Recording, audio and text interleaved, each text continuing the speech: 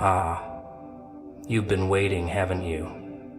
Waiting in the dark like a loyal little soldier whispering to the sky with cracked lips and tired eyes, begging for something, anything. You've lit candles, crossed fingers, made deals in your head that sounded like promises. If this works out, I'll never ask again. But we both know that's a lie, don't we? Because when the silence gets too loud, even the strongest start to twitch. You start to wonder if the ceiling's just a ceiling, if prayers bounce, if maybe, just maybe, no one's actually listening. Did you ever notice how people panic in silence? Not in chaos, no. In chaos, people are loud. They scream, they fight, they cry out for help, hoping anyone hears them. But when it's quiet, that's when the real madness creeps in. When the phones stop ringing, when the texts stop coming, when the door stays closed a little too long. That's when the doubts start whispering. Maybe you're not good enough. Maybe no one cares. Maybe they were never listening. Funny thing, isn't it? The human mind, so fragile, yet so creative. Give it a little silence and it builds a whole horror movie in your head. But here's the trick. It was never silence. It was the calm before something real, something brutal, something necessary. People pray like they're dialing customer service, pressing buttons, expecting instant results. And when there's no response, what do? They hang up, they curse the line, they say, guess no one's up there. But what if the line wasn't broken? What if you were on hold because the answer was too big, too heavy, too costly to be delivered on demand? You see, silence doesn't mean absence. It never did. It means something is being arranged, carefully, painfully. It means the story's being edited behind the curtain and you're not allowed to peek yet. They think silence is punishment. I think it's protection.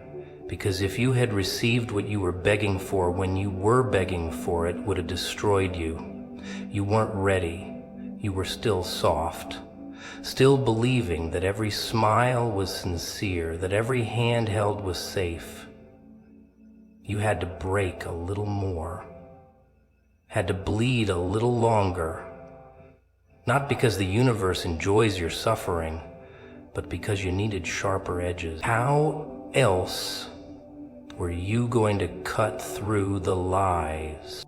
So you sat in the silence. Hours turned into days, days into months, maybe even years. You watched others get ahead. You watched the liars succeed, the snakes get fed, the cowards get crowned. You thought, what's the point? Oh, the point, my friend, is not comfort, it's clarity. And clarity doesn't arrive with a trumpet.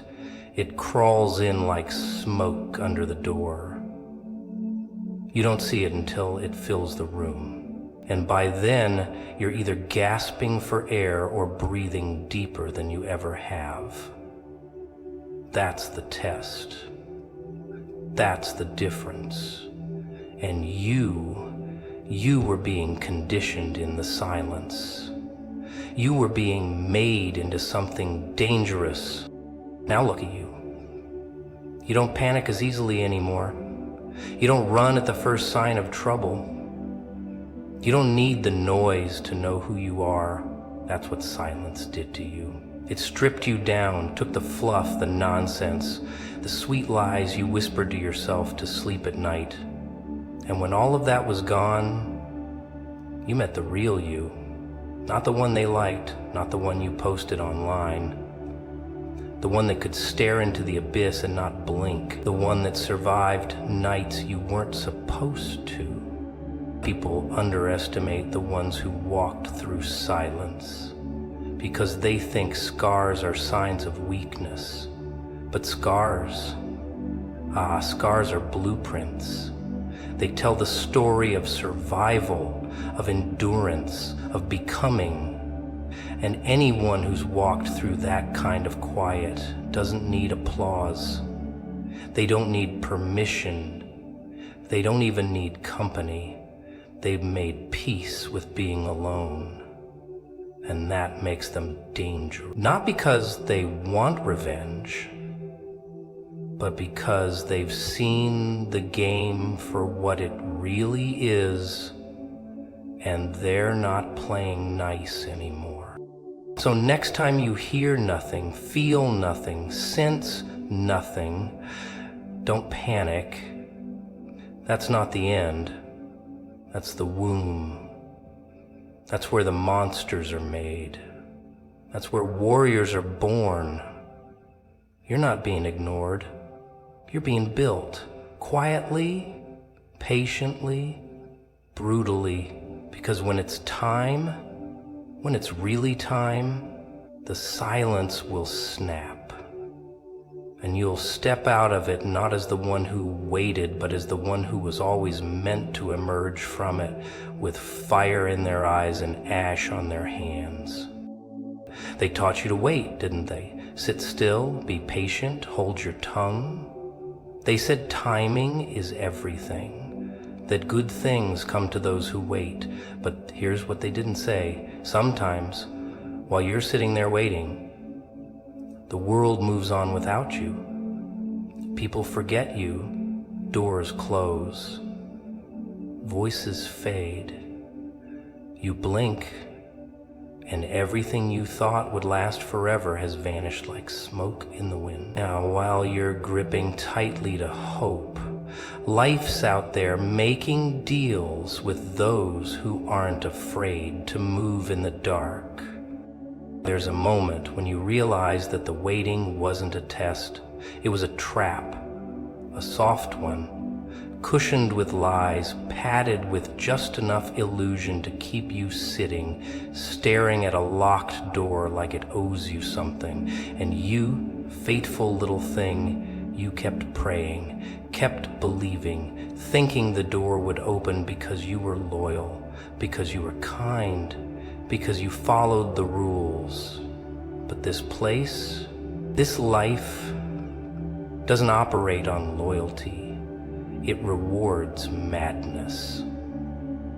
It respects those who bang their fists until their knuckles bleed, not the ones who wait quietly with folded hands. So now you're here, on the edge of that realization, that gnawing sense in your gut that maybe, just maybe, you've been misled. That all the stillness, all the patience, all the obedience, it wasn't virtue, it was sedation. And the ones who told you to wait, they're long gone, moved on to shinier things, louder crowds, easier victories, because you were never their priority. You were just another pawn they hope would stay asleep while they rewrote the rules. But here's the twist. Somewhere along the line, you stopped praying for the door to open. You started building a new one, quietly, with broken pieces, with memories that hurt too much to keep but were too raw to throw away. You started using the silence as a furnace, and you forged something in that heat, something they never expected, something they can't control. A version of you that didn't wait for permission, that didn't ask to be chosen, that didn't care if the door opened anymore because you learned to kick it down. They'll call it a miracle when they see it. They always do. They'll act surprised, as if they didn't spend years ignoring the signs. But you'll know better.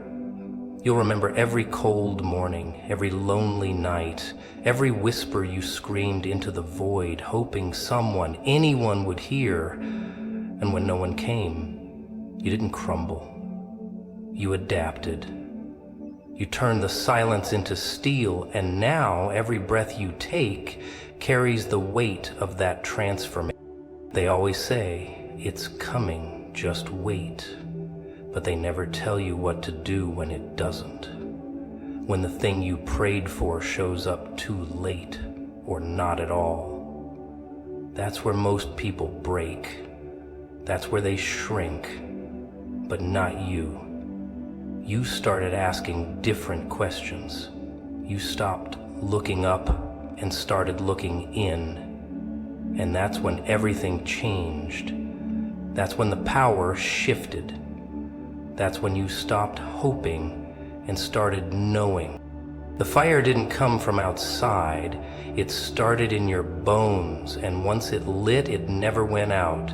It just kept burning, quiet at first, then louder, then unbearable. You thought it was going to consume you, but it didn't. It remade you, reshaped you. Every lie they fed you, every betrayal you swallowed, every time they left you in the cold. It all became fuel, and now they wonder why you don't speak the same, why your eyes look through them, why your smile doesn't reach the surface anymore. Because you know. You've seen it. The mask dropped. The game exposed. They wanted you quiet, small, forgettable. But the silence gave you teeth. The delay gave you depth. The rejection gave you rage. And not the kind that explodes, the kind that simmers, that plans, that waits, not out of fear, but out of precision. Because now it's not about being seen, it's about being undeniable. You're not supposed to notice it, you know, the subtle pull, the quiet shift in the way people look at you. One day they smiled, clapped, patted you on the back, called you a rising star. Then suddenly the applause stopped. The room went silent. Not because you did anything wrong, but because you didn't break when they expected you to. You stayed standing when they planned your fall, and that's what they can't forgive. They wanted you to be grateful for crumbs, to sit at the edge of their tables with your hands folded and your head down. They gave you scraps and called it favor. And you almost believed them. You were inches away from buying into the illusion that your worth was tied to their permission. That maybe if you smiled enough, stayed humble enough, they'd finally see you. They never did. Because the truth is, they saw you too clearly. That was the problem. They knew what you were capable of, long before you did, and that scared them. So they rewrote the narrative, twisted your confidence into arrogance, labeled your silence as weakness. They whispered your name like a warning behind closed doors, not because you failed, but because you didn't fold. You didn't grovel, you didn't need them. And people like that, people who don't beg, terrify the system. They don't want you to rise, they want you to stay exactly where they can keep an eye on you. Predictable, contained, breakable. But you've seen behind the curtain now, haven't you? You've heard the conversations not meant for your ears. You've felt the chill in the room that wasn't there before. You've watched the way they stopped clapping, the way they flinched when you spoke your truth a little too clearly. You didn't imagine it. You're not paranoid. You're finally seeing the world as it is, not as it pretends to be. And that clarity, that terrifying little thing they call awareness, it changes everything. They tell you the world is fair, that hard work pays off, that the good guys win, lies wrapped in gold paper. Because what they don't say is that the system isn't broken, it's built this way. Built to keep you second guessing. Built to reward the obedient, not the honest. built to punish anyone who dares to walk a different path without asking for directions. But you've stopped asking, and now they don't know what to do with you. You smile differently now, not from joy, but from understanding. From the quiet satisfaction of knowing you can't be manipulated like before. You've learned to read the tone behind their praise, the weight behind their silence. You've learned that some opportunities are cages with velvet lining. You've learned that not all applause is genuine, and not all criticism is worth listening to. You've learned to watch their actions, not their words. And oh, how they hate that. How they writhe under the weight of your awareness, because now you move without needing their maps. You create without seeking their validation. You rise without asking for their permission. And that, to them, is the greatest sin. Not failure, not weakness, but independence, self-sufficiency, the ability to walk away from their games and never look back. You're no longer playing the role they cast you in. You've outgrown their script, and now they scramble to rewrite it, to find some way to control the narrative again. But it's too late. The ink has dried, the mask has cracked, and you're not who you used to be. You're not looking for a seat at their table anymore. You've started building your own. They'll try to distract you, flatter you, threaten you, anything to keep you from realizing that the power has already shifted, that the leverage they once held over you has turned to dust in their hands, that your silence was never submission, it was strategy. A quiet incubation of something far more dangerous than they ever anticipated. Clarity, conviction, fire. And now that fire burns in your eyes. You speak, and people listen, not because you're loud, but because you're real. Because you've walked through the ashes and came out carrying the truth they tried to bury. They can't unsee it now, can't unhear it, and they sure as hell can't undo it. They laugh at you now. That's how it always begins. A smirk here, a whisper there, a pat on the head as if your dreams are nothing more than a child's drawing. Crude, misshapen, disposable. They don't even try to hide the condescension anymore.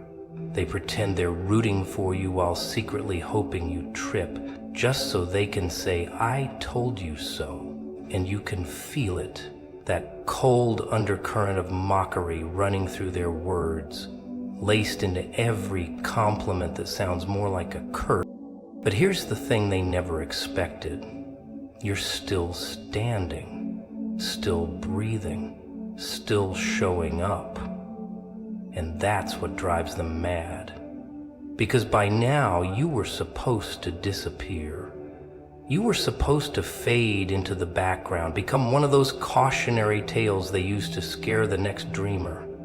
But no, you didn't vanish, you refused. You got louder, bolder, sharper. You stopped asking for permission and started moving like someone who realized the gatekeepers were never really in charge.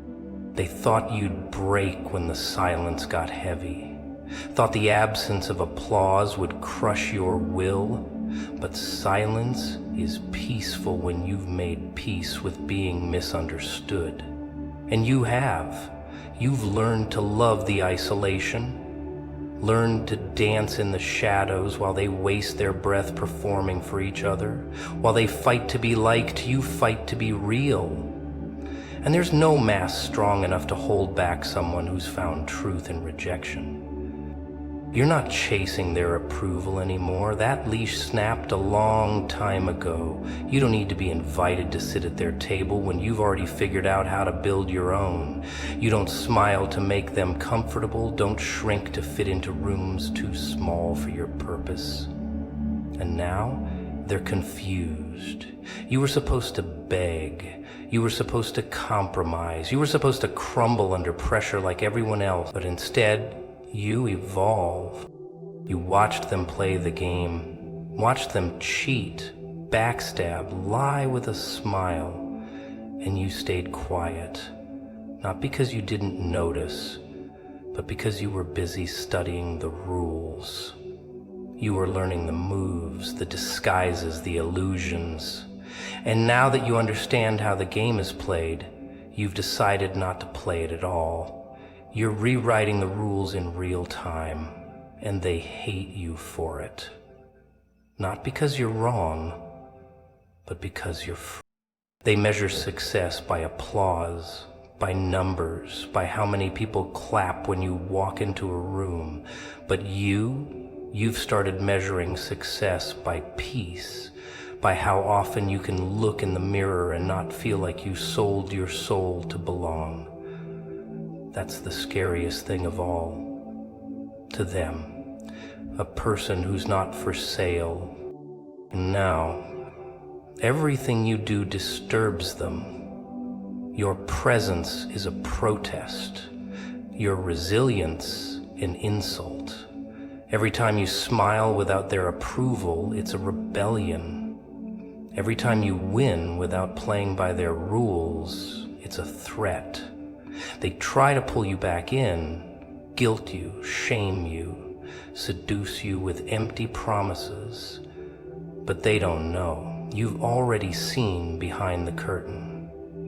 And once you see it, once you know, you can't pretend you don't. You've stopped pretending, stopped playing the harmless version of yourself just to be digestible. You're not watered down anymore. You're sharp, rough, a little dangerous. And that's exactly who you were meant to be. You've realized that fitting in was never the goal, it was the trap. And escaping it, that was the awakening, the shift. The moment everything started making sense. Not because they accepted you, but because you stopped needing them to. They call you difficult now, dramatic, too intense, and maybe you are, but only because they've gotten used to fake, to people who nod along, keep quiet, stay small, but not you. You were made for more than just blending in. You were made to unsettle, to question, to ignite. And every time they try to put you back in the box, you shatter it a little more. Every time they whisper behind your back, you get louder. Not with noise, but with action. Relentless, unapologetic, unbreakable. They want the story to be clean, neat, tied up with a little bow. They want the hero to win and the villain to fall, just like the bedtime tales they were fed as kids. But here you are, somewhere in the middle, bleeding from both hands and still laughing, still breathing, still crawling through the mud with fire in your eyes and secrets in your grin. You were never here to fit the story. You were here to burn the pages. The funny thing is, they all think they know you. They think they've got you figured out, that you're just like the others, that all it takes is a little pressure, a little doubt, a little push in the wrong direction and you'll fold, like paper, like everyone else. But you're not made of paper, are you? No, you're made of something different, something they don't understand. You're made of everything they tried to destroy in themselves. The chaos, the spark, the refusal to die quietly. They whisper behind their screens, behind their masks, behind their perfect little lives built on sand and illusions. They say you're crazy, unstable, a little too much. But deep down they're watching, they're fascinated. Because while they live on autopilot, you're alive in a way they'll never be. Every scar on your skin tells a story. Every misstep, every fall, every bad decision carves something into your soul they'll never get to touch. They run from the fire. You were born in it. And what do they really fear? Not your rage, not your rebellion, no. It's your vision. It's the way you see through the lies, the way you keep going when the applause stops, when the lights go out. They fear that you've stopped needing their permission, that you've learned how to breathe underwater, that you've found strength in the ruins they left you with. Because no matter how many times they thought you were done, you came back harder, colder, smarter. They want you to feel bad for being different, for not swallowing the narrative, for not sitting still when the world told you to behave. But you've tasted the truth, haven't you? You've felt what it's like to lose everything and still find yourself in the ashes. You've learned to laugh at the chaos, to dance with the darkness. That's your power. They can't take that from you. You stopped chasing the finish line because you realized the race was rigged. You stopped asking the blind for directions. You stopped waiting for someone to save you because saviors don't show up when the system's job is to keep you broken. So you stitched your pieces back together with jagged hands and wild eyes. You made a promise to yourself, never again would you dim just to make others comfortable. Never again would you wear the mask they handed you at birth.